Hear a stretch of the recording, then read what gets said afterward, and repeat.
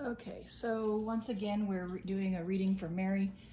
We have the Inquirer card right here.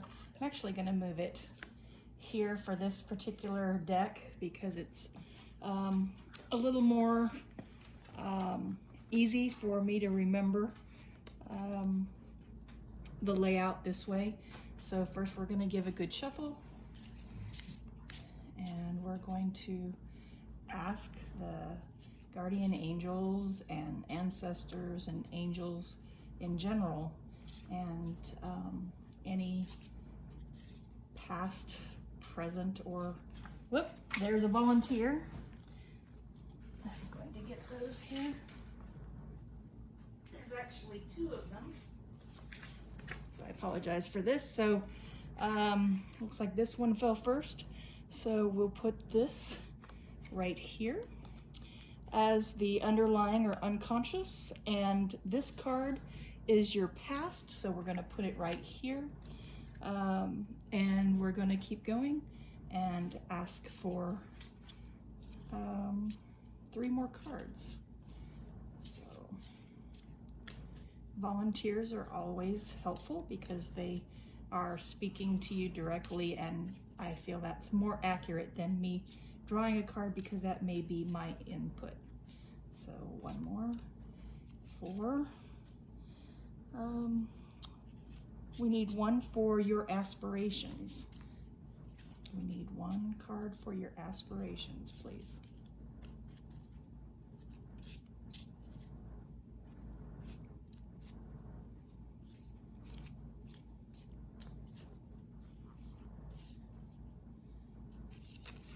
And there it is. Okay, so thank you for that. We're going to put that there for your aspirations. And now we want to know more directly about what's going on for Mary's future. What is going on in Mary's future? Can we get a volunteer, please?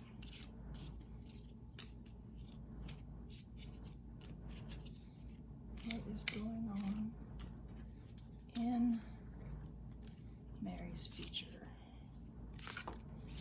Okay, well, there's a lot going on in your future apparently, so we're going to put these 3 together. And then the key to the problem.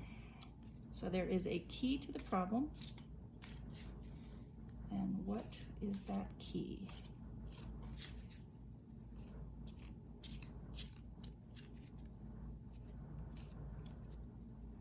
These are a deck called the Psi cards. And Psi cards are a tarot deck.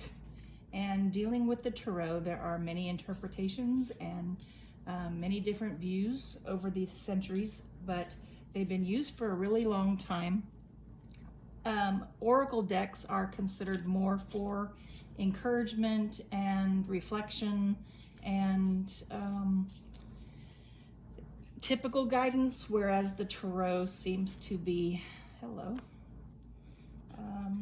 seems to be more involved with timelines and more direct questions. So we're just going to, sorry about the delay here, they seem to be thinking it over. So key to the problem, what is, and there, we're going to take that one.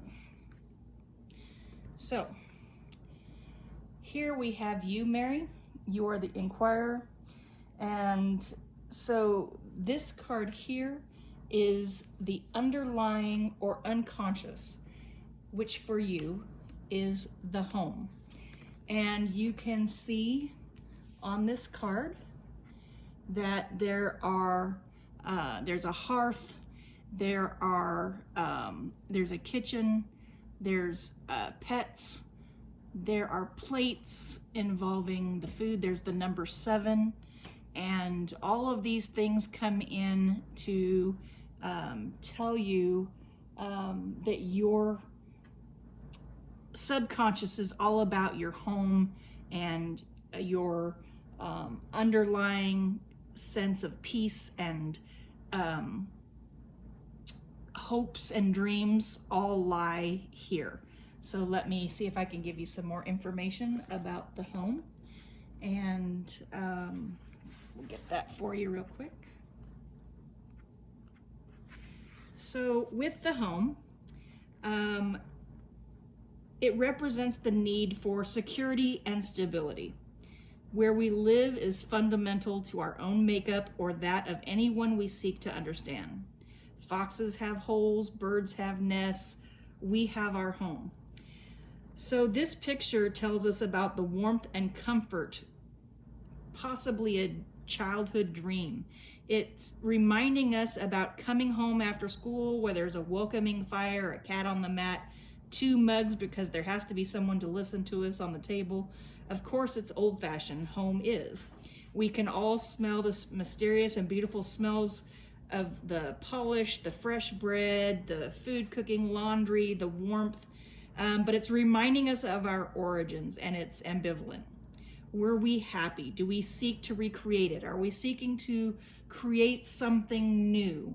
And so our memory goes back to the first teddy bear, the wallpaper in the bedroom, whatever is reminding you of home. This message is to bring a degree of humility. And some of us idealize our childhood and our homes were great, and some were broken, and we want it to be better than it has ever been. We want our homes to be happy. This is a place of safety and security, and home is where the heart is, they say. And so this is your unconscious here. So now we're going to look at the past, which is card 3, which is right here. Father. So if you look at this, the father is teaching the son skills. There are bow and arrows, so it also represents safety. It represents nurture. It represents hunter-gatherer, because you see he's teaching his son to shoot archery. And archery is something that you have been involved in recently. It also has the number 13. And so here the father is teaching how to provide for his family. And let me see if I can pull up any other information for you about this card, which is the father.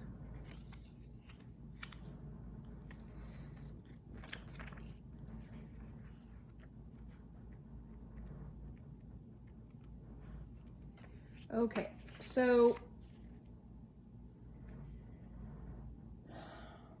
buried deep in our psyches, and they recur at different places in our lives as different guises. We all have a biological father, and we also have a model of fatherhood with positive and negative qualities attached to it. The father card unravels for us some of the threads that make us what we are. This picture shows a father teaching his son how to shoot a bow and arrow. He's giving guidance. He's pointing the boy into a new direction. The arrows are perhaps related to the skills card. It's about teaching and tenderness and the transmission of techniques across the generations. It reminds us that we are stewards of our skills and the qualities that we want to pass on to our family. He must protect his child from danger, and he must provide sustenance. So he also has to have some authority, because in order to do that, in order to keep people safe, there has to be trust. And what I'm getting from this is a level of trust in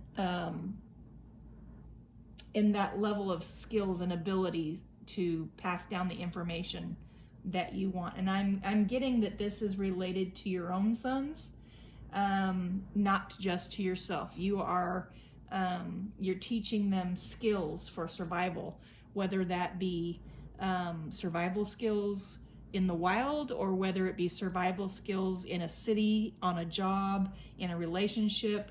But this is our divine purpose, to make sure that whether we're the mother or the father, we also pass down what they need to survive. While mothering is always close to a child, fathering can be done at a distance. Good fathers can be away hunting moose, or at sea, or on an oil rig, or in the army, and fulfilling their fatherhood roles. But it should never let us forget the influence of the absent father. Fathers breed rebels also. Every authoritative society and family fosters dissidents. It's an age-old beneficial pattern for conflict to exist between the generations. Whether the father is a child looking to break loose, or whether the father is present or not, a child is always trying to break loose and become their own person. And so while you need them to respect you for your teachings and things like that, you also need to respect that they are individuals. They are not an extension of you. They are their own person. They have their own personalities, their own desires, their own needs, and they have their own dreams. And so teach them in the way that they should go, and they won't depart from it, but they will have their own paths, and we need to respect that. So moving on to your aspiration, which is right here. Aspiration is the sun. This is a really, really good card to draw, okay? And I think that this was a volunteer, if I remember correctly. So the sun is all about warmth and prosperity and joy and love and nurturing. And let me get you some more information about this. There's also the number 20 on there. So the sun is talking about the ability to draw in what you need to be happy. It promises success. It melts away opposition. It also has a shadow side. The sun is first warm and soothing, and then it can be hot and annoying. You know, if you get a sunburn, it doesn't feel so good. So too much of a good thing, you know, you have to be careful when you're in the sun. But it does offer a positive outcome. So the sun is the dominant force in our planet, and people from the earliest time knew that it powered the abundance. Our harvest comes from the sun. It also comes from rain, I understand, and the earth. But without the sun to help it grow, those things are not going to take place. So the sun card, like the now card, relates to specific courses of action you are considering and tells us to make hay while the sun shines. There are psychological times that are opportunistic for us, I guess is the right way to say it, because if you're considering making a change, it's saying now is the time to do it, that it will be a positive outcome. Now, you also have to take other things into account. There's a time for planning, a time to provision, and a time to act. So you have to understand where you are in that whole scenario.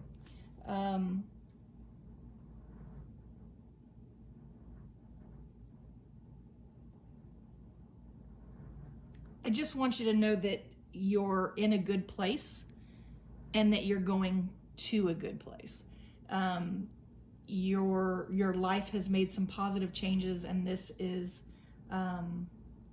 showing this. This is actually everything that's going on here on the card so far. I don't know if you can see it, but I can see it just from our interaction, okay? So that said, okay, the sun being your aspiration, these three cards here jumped out for your future. So we're going to take a look at each one individually. So we have the Fool, we have the Beauty, and we have the Libido. So we're going to just lay these out here. And I will look these up for you individually. The libido is obvious, but it's not always as obvious, because while it talks about your energy, your strength, your desires, it can also talk about your dreams and manifesting those dreams. It's a word for pleasure. Freud considered it a primal sexual urge that drives us all, but this stands for basic elements in our lives that bring us pleasure. So it could be your hiking in the mountains, it could be your photos that you could take, it could be spending time in your home with your children, in the sun, just spending that time doing the things that you're doing to focus on yourself. And here we've got the beauty, which I believe represents you, okay? And you are looking out. I don't know if you can see this very well, but she's looking out the window at everything before her, and it looks like she's considering her dreams. There's a lot of greenery, there's a lot of richness. So this is actually talking about a really good spot in your life emotionally. And even though there may be some things to ponder that may not be as exciting, sometimes when we daydream, we're not always daydreaming about good things. But let me see if I can pull you some more information about this. You can see her reflection in the glass there as well. So the beauty is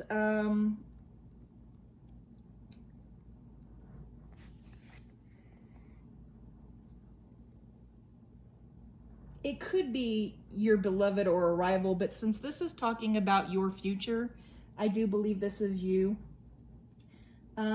She looks on first impressions like she's reflecting on something. Is she waiting for someone? Is she being spied on by a jealous eye? What is her secret? So love is the most important thing in our lives, and it does not come in neat compartments. So, maybe this is having to do with improving your relationship with your husband. Not calling him a fool. I'm just showing you that there is a fool here. David, we love you. This is not necessarily what this means. So Helen of Troy went off with a lot of, forget Helen of Troy. We're just going to skip her because you've got your own stuff going on. It reminds you of love's disruptive power. It can strike into a tranquil and well-organized life like a fox in a hen house. Beauty is a disruption to the organized lives people have built. Beware of the impact of the beauty if it is related to the world of work, and yours is not here there. Your dreams and aspirations, you have a lot going on. This is about a future, and your energy that you're putting into it, and the thoughts that you have towards it. Just be mindful of where you're going and stay on course. Okay, and now for the Fool, which is card 32, we're going to look up and see more about this because this is one I have a little more difficulty with. Although we have no shortage of fools in our lives. Children can act a fool, husbands can act a fool, we can act a fool. Some people get puffed up with their own self-importance. So why do the side cards need a fool among its characters? Probably because he won't take things too seriously, most of the things that worry us, and because he's happy. He gives us a clue to find happiness in ourselves. The picture shows he's dancing, fluting his songs along what looks like maybe maybe a cliff's edge or a valley. It looks like there's water off the side there next to the home, but he's walking into nature, and he's happily singing his song. So sometimes you just need a reminder to not be so serious all the time, to you can't plan happiness, you just have to decide to be happy. You can't track it like you can your finances. There are times in your life when you need to go off on a tangent and do something that everyone tells you is crazy, but like leaving your job, becoming an artist, take a surprise holiday, climb a mountain. Does that sound familiar? These are things in the future, and we'll get some clarification cards on this in just a little bit. So the key to the problem. The skills card. Now, if you remember, we talked about the skills card when we were talking about the father. And the skills card shows a bow and arrow on the grass, and it's laying down with arrows in the ground. And perhaps it's talking about giving up. So maybe the key to the problem is to not give up, or to not focus too much on one skill over another. Let me see if I can find out some more information for you. Skills card is talking about how to be equipped with a unique bundle of skills. You need to be able to access them, sharpen them, and use them to the fullest. They can tell you that you have it in you to achieve your targets, whatever they may be. But the key to the problem here is that everyone is gifted in some way, but some are natural talents and some things have to be honed. Physical strength and health are given to some of us, and psychic gifts are transmitted from mother or daughter across the generations. The talents we are born with need to be developed, and other skills need to be acquired during our lives. So you may be challenged here with some new skills as you go forward, that may make you feel like putting down the bow and giving up, but the future is positive. You've got the Sun card, so you need to press forward, and you need to respect your limitations and your timing. And if you feel like you need to rest, then rest. If you feel like you need an adventure, take an adventure, but make sure that you remember all the skills and study it further before you go running off on a dream and an inspiration without taking some skills with you. Running off willy-nilly, unprepared is not going to be a good thing for you. So that's what I have from the side cards. I'm going to pause now and get some more information, but I don't want the video to go too long so that I can't forward it. So I'm going to pause here for a moment.